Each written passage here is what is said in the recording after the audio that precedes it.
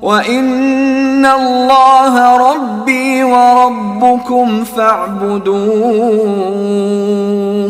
هَذَا صِرَاطٌ مُسْتَقِيمٌ.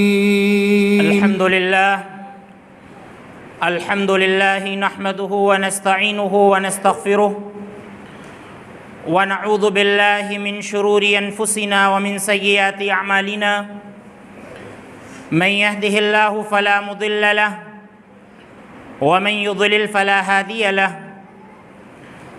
وأشهد أن لا إله إلا الله وحده لا شريك له وأشهد أن محمدًا عبده ورسوله. أما بعد فإن خير الحديث كتاب الله وخير الهدي هدي محمد صلى الله عليه وسلم وشر الأمور محدثاتها وكل محدثة بدعة وكل بدعة ضلالة وكل ضلالة في النار. أعوذ بالله من الشيطان الرجيم. بسم الله الرحمن الرحيم. الحج أشهر معلومات فمن فرض فيهن الحج فلا رفث ولا فسوق ولا جدال في الحج وما تفعلوا من خير يعلمه الله وتزودوا فإن خير الزاد التقوى واتقون يا أولي الألباب. وعن أبي هريرة رضي الله عنه قال سمعت رسول الله صلى الله عليه وسلم يقول من حج ولم يرفث ولم يفسق رجع كيوم ولدته أمه. متفق علیہ. محترم حاضرین، پچھلے خطبہ جمعہ میں آپ کے سامنے اسلام کے 5ویں رکن یعنی حج کی اہمیت بیان کی گئی تھی اور شریعت میں اس کا کیا حکم ہے، حج کی شرطیں کیا ہیں اور حج کا کیا ثواب ہے، یہ آپ کے سامنے قدر تفصیل سے بیان کیا گیا تھا. آج کے خطبے میں ہم آپ کے سامنے حج کے جملہ مسائل کا ذکر کرنا چاہتے ہیں. چونکہ حج کے مسائل بہت سے ہیں، تفصیلات بھی ان میں کافی ہے، اس لیے انشاءاللہ آج کے خطبہ جمعہ میں اس کو بیان کیا جائے گا اور آئندہ خطبہ جمعہ میں یہ مسائل مکمل ہوں گے. حج ہر سال سب پر فرض نہیں ہوتا ہے، جیسا کہ پچھلے خطبہ جمعہ میں ہم نے جانا. حج ان لوگوں پر فرض ہے جو خانہ کعبہ تک جانے کی طاقت رکھتے ہیں، لیکن ہر سال حج کے موسم میں حج آنے سے پہلے اور حج کے جو ایام ہیں ان میں حج کا ذکر ہونا چاہیے. کیونکہ یہ اسلام کی ایک بنیاد ہے، اس پہ اسلام کی بنیاد رکھی ہوئی ہے، اس لیے ہمیں اپنی بنیاد کو جاننا، اپنے مذہب کی بنیاد کو، اپنے شریعت کی بنیاد کو اور اپنے دستور کی بنیاد کو جاننا ہمیں ضروری ہے. تو اس ناحیے سے حج کا ذکر ہونا چاہیے. اور حج کی فضیلت بہت زیادہ ہے، اس لیے لوگوں کو حج پر ابھارنے کے لیے حج کا ذکر ہونا ہر سال یہ ضروری ہے.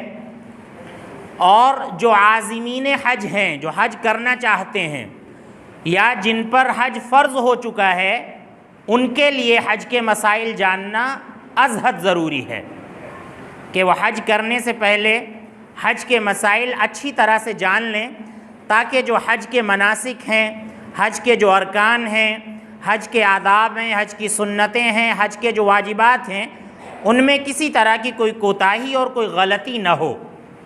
اور جس حج کی فضیلت اللہ رب العالمین نے بیان کی ہے اور اللہ کے رسول صلی اللہ علیہ وسلم نے بیان کی ہے، وہ حج ہم لوگ کر سکیں. اللہ رب العزت ہم سب کو حج کی توفیق عطا فرمائے، ہم سب کو خانہ کعبہ کے دیدار کی توفیق عطا فرمائے. آیت کریمہ سورۃ البقرہ کی ہم نے آپ کے سامنے تلاوت کی. اللہ رب العالمین فرماتا ہے کہ الحج اشہر معلومات، حج کے جو مہینے ہیں وہ مقرر ہیں، حج کے ایام مقرر ہیں، جیسا کہ ذوالحجہ کا جو مہینہ ہوتا ہے. حج کے سارے اہم ارکان اسی میں انجام دیے جاتے ہیں. 8 ذی الحجہ سے لے کر ایام تشریق کے جو ایام ہوتے ہیں، اور ان میں بھی بالخصوص 10 ذی الحجہ جس کو ہم یوم النحر کہتے ہیں اور حج اکبر اس کو اللہ رب العالمین نے کہا ہے، اس دن حج کے اہم ارکان ادا کیے جاتے ہیں۔ تو اللہ رب العالمین فرماتا ہے کہ الحج اشہر معلومات، حج کے جو مہینے ہیں وہ مقرر ہیں۔ اللہ کہتا ہے کہ فمن فرض فیہن الحج فلا رفث ولا فسوق ولا جدال فی الحج، کہ جن لوگوں پر حج ان مہینوں میں فرض ہو گیا ہے، یعنی یہ مہینے آئے، ذو الحجہ کا مہینہ آیا اور انسان کے پاس مال تھا، اس کے اوپر قرض بھی نہیں تھا، اتنا مال اتنا پیسہ اس کے پاس تھا کہ راستے کا خرچ وہ برداشت کر سکتا تھا، سواری کا خرچ وہ برداشت کر سکتا تھا، اور وہاں رہنے کا خرچ وہ برداشت کر سکتا تھا، اور صحیح تھا، جسمانی طور پر بھی وہ صحیح تھا، جیسا کہ پچھلے خطبے میں ذکر آ چکا ہے۔ تو ایسے انسان پر حج فرض ہو چکا ہے۔ اللہ رب العالمین کہتا ہے کہ ایسے شخص کو حج کر لینا چاہیے، اور حج میں کیا ہونا چاہیے کہ فلا رفث، کوئی شہوانی حرکت نہیں ہونی چاہیے، احرام کی حالت میں کوئی شہوانی حرکت نہیں ہونی چاہیے، ولا فسوق، نہ تو نافرمانی کا کوئی کام ہونا چاہیے۔ اللہ رب العالمین نے اور اللہ کے رسول صلی اللہ علیہ وسلم نے جس انداز سے ہمیں حج کرنے کے لیے کہا ہے، اور حالت احرام میں جو چیزیں منع ہیں ان کا مکمل لحاظ ہم کو رکھنا چاہیے۔ ابھی ان کا ذکر آ رہا ہے کہ حالت احرام میں کون کون سی چیزیں ہیں جو منع ہے اور کون کون سی چیزیں ہیں جو ہم کر سکتے ہیں۔ تو ولا فسوق، نافرمانی کا کوئی کام بھی نہیں کرنا ہے، ولا جدال، لڑائی جھگڑا بھی نہیں کرنا ہے، کیونکہ آپ حج کر رہے ہیں اور آپ حرم میں ہیں اور حالت احرام میں ہیں۔ حرم میں یوں بھی جنگ و جدال منع ہے عام مہینوں میں، اور بالخصوص حرمت والے مہینوں میں اور زیادہ منع ہے، اور آپ حالت احرام میں ہیں اور حج کر رہے ہیں، اس لیے وہاں پر جنگ و جدال، لڑائی جھگڑا، یہ سب کیا ہے؟ منع ہے۔ اللہ رب العالمین کہتا ہے کہ جو حرم کے اندر شرنگیزی پیدا کرے گا اور یہاں پر فتنہ پھیلانے کی کوشش کرے گا، اللہ رب العزت فرماتا ہے کہ وَمَن يُرِدْ فِيهِ بِإِلْحَادٍ نُذِقْهُ مِنْ عَذَابٍ أَلِيمٍ، کہ حرم کے اندر اگر کسی نے الحاد کی کوشش کی، اگر کسی نے کجروی کی کوشش کی، اور کوئی اگر شرنگیزی پیدا کرنا چاہتا ہے حرم کے اندر، اللہ رب العالمین فرماتا ہے کہ نُذِقْهُ مِنْ عَذَابٍ أَلِيمٍ، ایسے شخص کو ہم دردناک عذاب چکھائیں گے۔ کچھ ایسے شرپسند عناصر وہاں پر پہنچتے ہیں جن کو حرم سے دشمنی ہوتی ہے، جن کو اللہ کے گھر سے دشمنی ہوتی ہے، اور جن کو خانہ کعبہ کے متولیان سے دشمنی ہوتی ہے، اور جن کو وہاں کی حکومت سے دشمنی ہوتی ہے، وہ اس انداز کی شرنگیزی پیدا کرنے کی کوشش کرتے ہیں۔ اور جیسا کہ کتنی منحوس حرکت کسی نے کی تھی کہ خانہ کعبہ سے حجر اسود کو لے کر چلے گئے تھے، اور کافی دنوں تک خانہ کعبہ حجر اسود سے محروم رہا۔ تو اس انداز کی حرکتیں دشمنان اسلام اور وہ لوگ جو اسلام کا لبادہ اوڑھ کر مسلم امت میں گھسے ہوئے ہیں، وہ اس طرح کی شرنگیزی پیدا کرنے کی کوشش کرتے ہیں۔ اللہ رب العزت کہتا ہے کہ اگر کسی نے الحاد کی کوشش کی حرم کے اندر، تو ہم ایسے شخص کو دردناک عذاب کا مزہ چکھائیں گے۔ تو بہرحال وہاں پہ جنگ و جدال نہیں کرنا ہے۔ اللہ رب العزت کہتا ہے آگے کہ وَمَا تَفْعَلُوا مِنْ خَيْرٍ يَعْلَمْهُ اللَّهُ، کہ اے مسلمانوں، اے لوگوں، جو بھی بھلائی تم کرو گے، چاہے وہ چھپ کر کرو چاہے اعلانیہ طور پر کرو، یعلمہ اللہ، اللہ تعالیٰ اس کو جان لے گا۔ اللہ تعالیٰ سے کوئی چیز مخفی نہیں ہے۔ واللہ علیم بذات الصدور، ان اللہ علیم بذات الصدور، اللہ رب العزت دلوں کے بھیدوں کو جاننے والا ہے۔ دل کے اندر کیا پیدا ہو رہا ہے اللہ رب العزت اس کو جانتا ہے۔ اللہ فرماتا ہے کہ یعلم خائنۃ الاعین وما تخفی الصدور، اللہ رب العالمین تو کنکھیوں کو جاننے والا ہے۔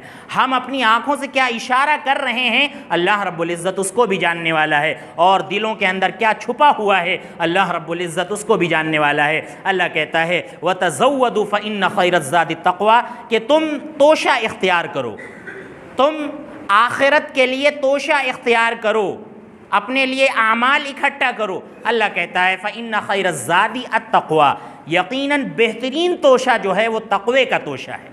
سب سے اچھی چیز جو دنیا کے اندر ہم کماتے ہیں وہ کیا ہے؟ تقوی ہے، پرہیزگاری ہے، اللہ کا خوف ہے، اللہ کی اطاعت ہے اور اسلام کی بنیادوں کا خیال کرنا ہے، اللہ کے واجبات کی پاسداری کرنا ہے، اللہ کے فرائض پر عمل کرنا ہے۔ یہ سب سے اچھا توشہ ہے، اللہ رب العالمین فرماتا ہے۔ اللہ آگے کہتا ہے وَاتَّقُونِ يَا أُولِي الْأَلْبَابِ کہ اے عقل والوں تم مجھ سے ڈرو۔ تمہارے اندر غیر اللہ کا خوف نہیں ہونا چاہیے، تمہارے اندر اس طرح کا خوف جس طرح سے صرف اللہ کا خوف رکھنا چاہیے اپنے دل میں، کسی غیر اللہ کے لیے نہیں ہونا چاہیے۔ اللہ کہتا ہے مجھ سے ڈرو اے عقل والوں۔ تو عقل والے جو دنیا کے اندر ہوتے ہیں وہ صرف اور صرف اللہ رب العالمین سے ڈرتے ہیں، اللہ رب العالمین کے فرائض پر عمل کرتے ہیں، اور جو مادہ پرست ہوتے ہیں وہ یہ سوچتے ہیں کہ یہ نماز کیا ہے، یہ حج کیا ہے، یہ زکوٰۃ کیا ہے، یہ روزہ کیا ہے، تو بطور تبرک اپنی زندگی میں وہ اس کا استعمال کرتے ہیں۔ لیکن جو اللہ سے ڈرنے والے ہوتے ہیں، اللہ رب العالمین کے لیے جو لوگ توشہ اختیار کرنے والے ہوتے ہیں، وہ اللہ رب العالمین کی بنیادوں کا پاس و لحاظ رکھتے ہیں، ان پر عمل کرتے ہیں۔ تو انہی چیزوں کا اللہ رب العالمین نے اس آیت میں ہم کو حکم دیا ہے۔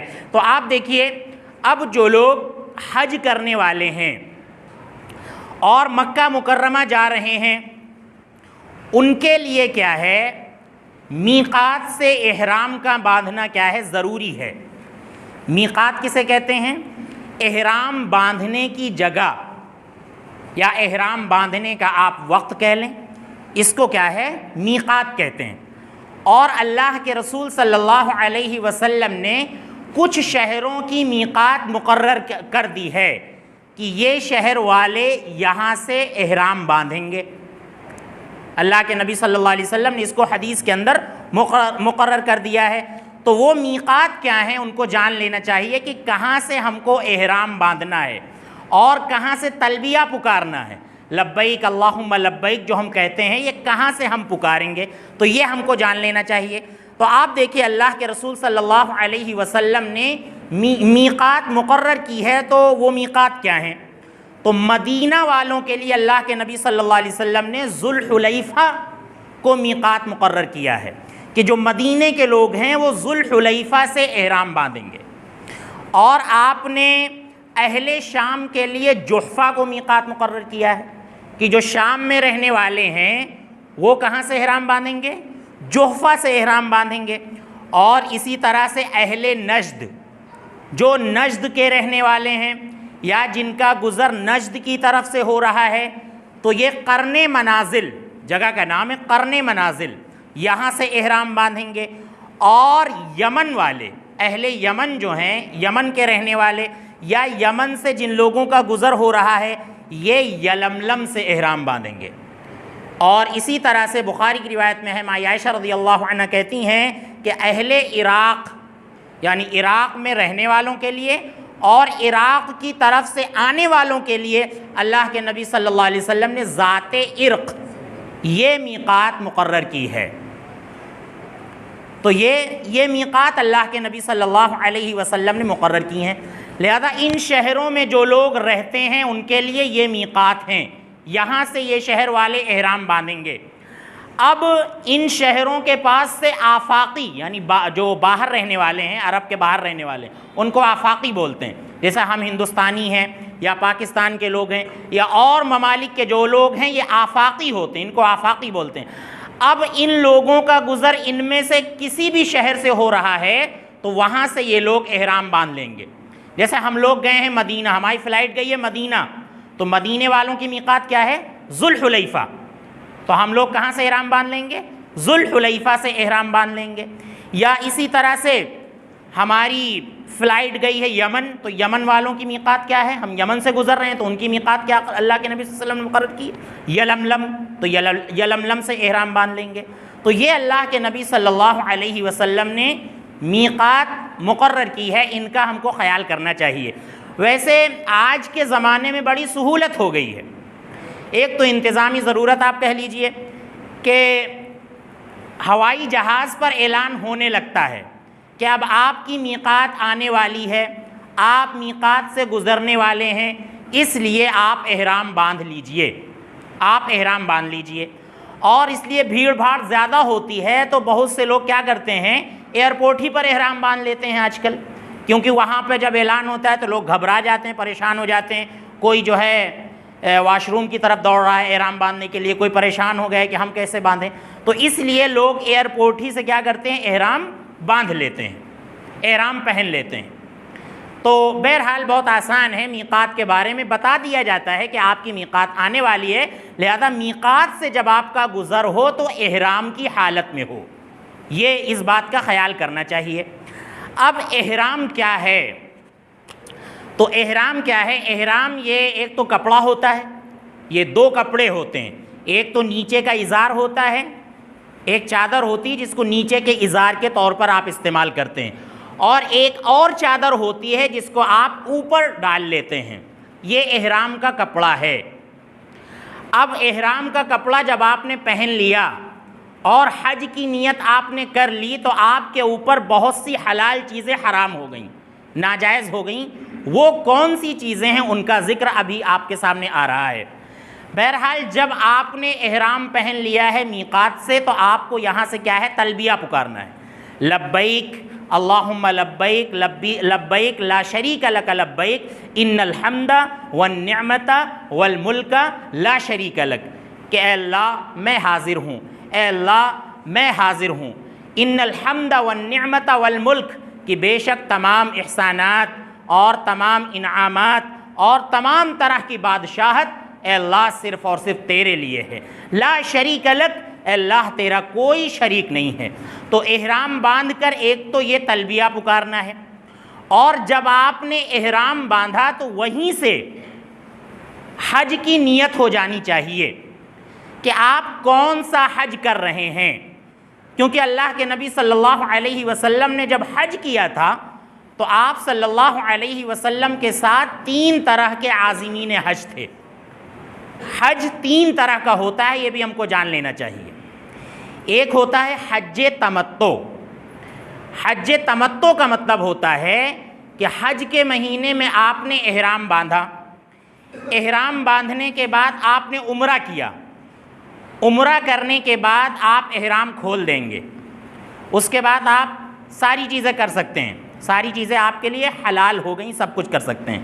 اس کے بعد جب 8 تاریخ ہوگی، ذی الحجہ کی 8 تاریخ ہوگی تو آپ اپنے مقام سے، جہاں پر آپ جس ہوٹل پر آپ ٹھہرے ہوئے ہیں، جہاں پر آپ ہیں، وہیں سے آپ احرام باندھیں گے پھر سے۔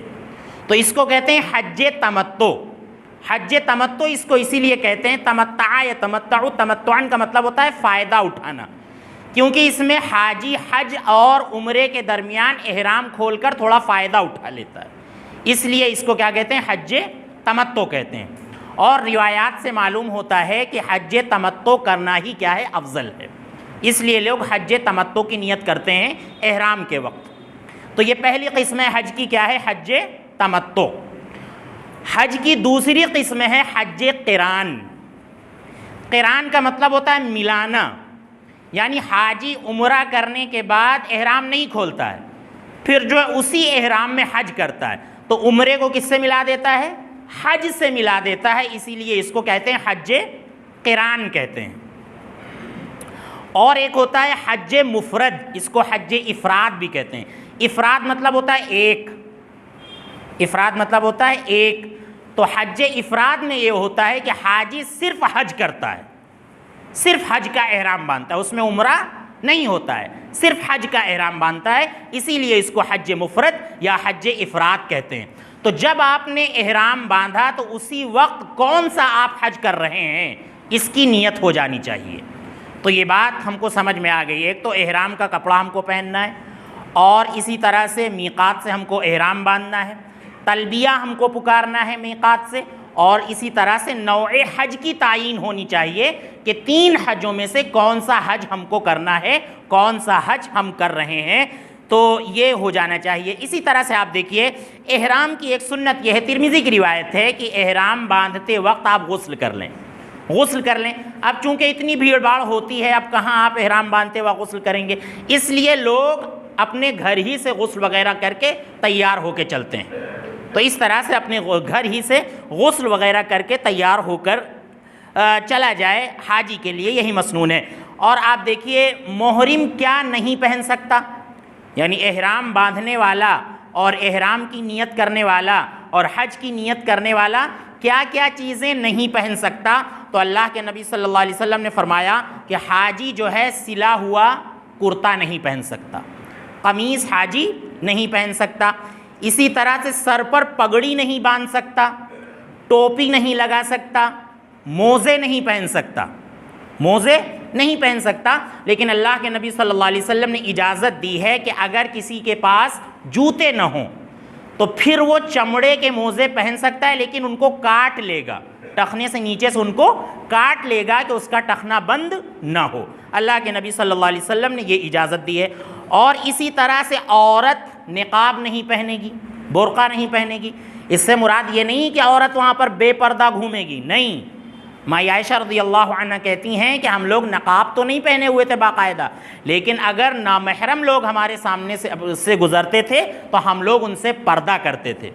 تو نقاب نہ پہننے کا مطلب یہ ہے کہ باقاعدہ جو سلا ہوا لباس ہماری مائیں اور بہنیں پہنتی ہیں، اس طرح کا نقاب وہاں پر پہننا درست نہیں ہے۔ اللہ کے نبی صلی اللہ علیہ وسلم نے اس سے منع کیا ہے۔ اور اسی طرح سے عورت دستانے بھی نہیں پہن سکتی، دستانے بھی عورت نہیں پہن سکتی۔ اور اسی طرح سے حالت احرام میں خوشبو لگانا بھی جائز نہیں ہے، حالت احرام میں خوشبو لگانا جائز نہیں ہے، لیکن پہلے احرام باندھنے سے پہلے خوشبو لگائی جا سکتی ہے، حالت احرام میں نہیں لگا سکتے۔ جیسا کہ ماں عائشہ رضی اللہ عنہ فرماتی ہیں کہ ہم نے اللہ کے نبی صلی اللہ علیہ وسلم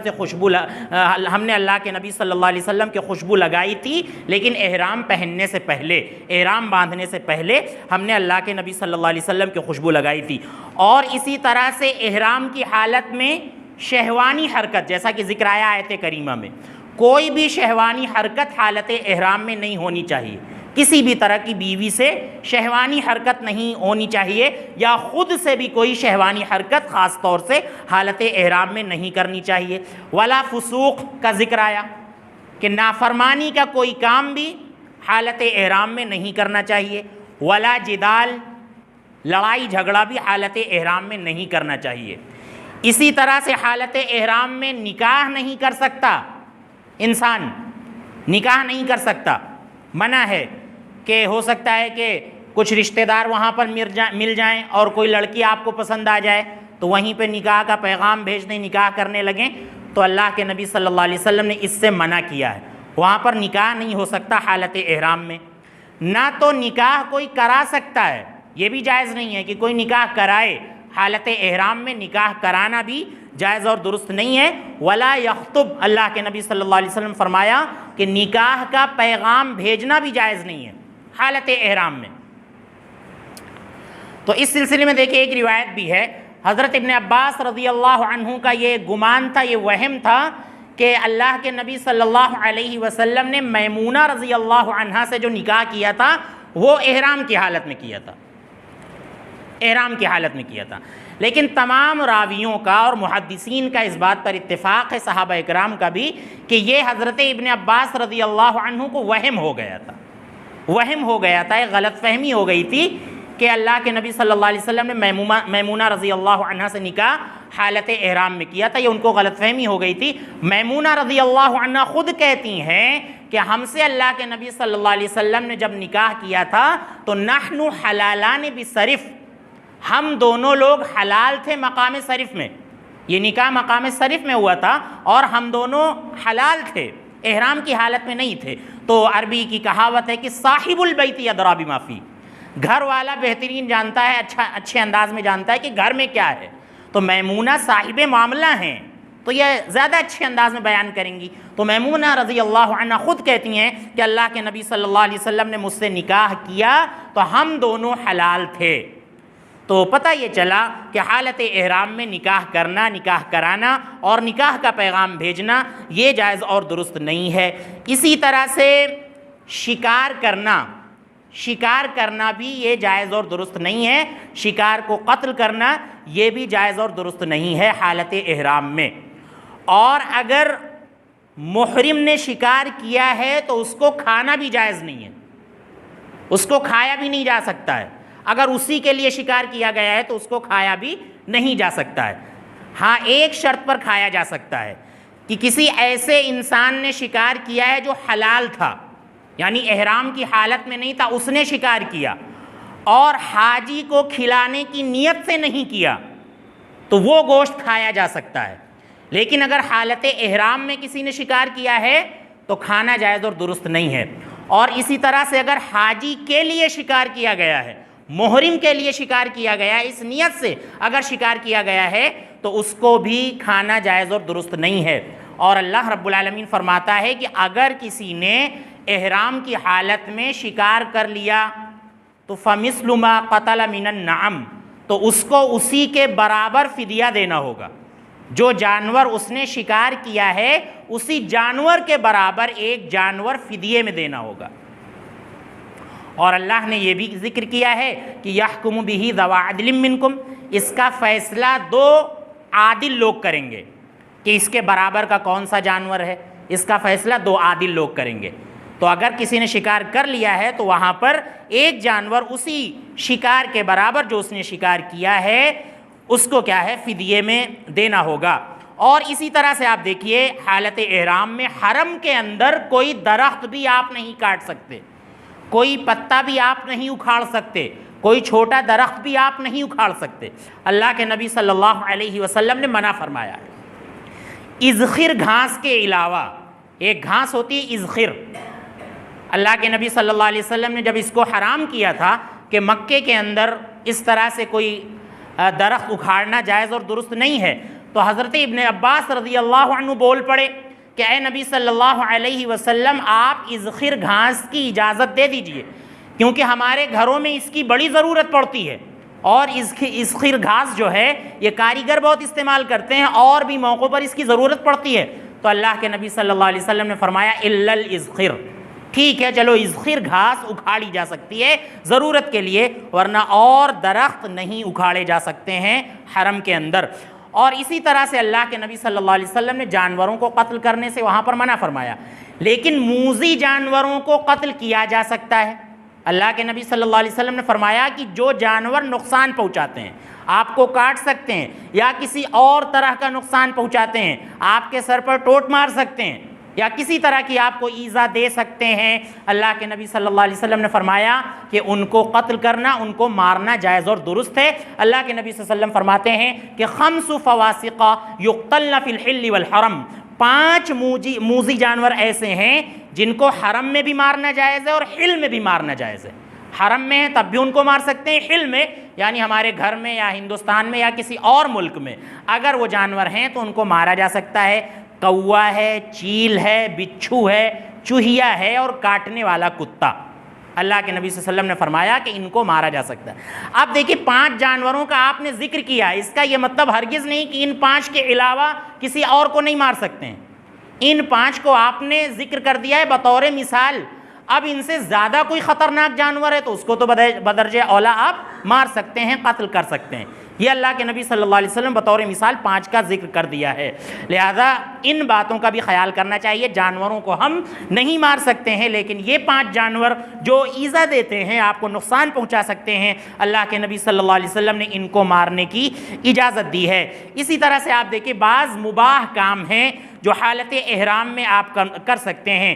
کسی وجہ سے، بیماری کی وجہ سے اگر کوئی کپنگ کرانا چاہتا ہے، حجامہ کرانا چاہتا ہے تو اللہ کے نبی صلی اللہ علیہ وسلم نے اس کی اجازت دی ہے۔ اور اسی طرح سے اگر کوئی بیمار ہے، سرما وغیرہ لگانا چاہتا ہے تو اللہ کے نبی صلی اللہ علیہ وسلم نے اس کی بھی کیا ہے، اجازت دی ہے۔